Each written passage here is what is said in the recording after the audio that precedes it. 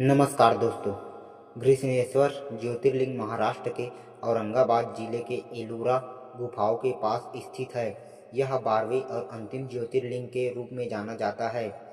प्राचीन काल में देवगिरी यानी अब के महाराष्ट्र में एक परम धार्मिक महिला रहती थी जिनका नाम था घृष्णा।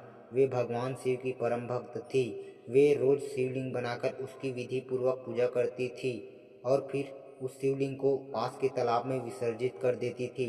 घृष्णा का पति बहुत सहनशील और धार्मिक था। वे दोनों पुत्र प्राप्ति के लिए शिव जी की उपासना कर रहे थे। वर्षों तक तपस्या करने के बाद उन्हें एक सुंदर पुत्र की प्राप्ति हुई, लेकिन कृष्णा की भाभी को उनसे बहुत ईर्ष्या थी। उसने क्रोधवश एक दिन उनके पुत्र की हत्या कर दी और शव को पास के तालाब में फेंक दिया।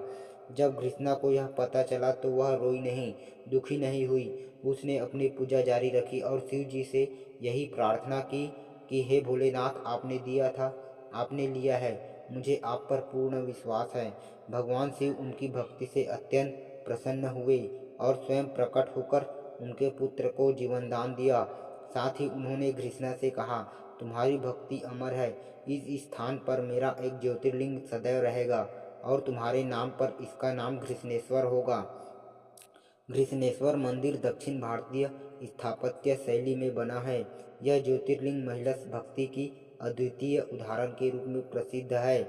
इस कथा से हमें यह शिक्षा मिलती है कि सच्ची श्रद्धा, भक्ति और विश्वास से भगवान स्वयं प्रकट होकर अपने भक्तों की रक्षा करते हैं।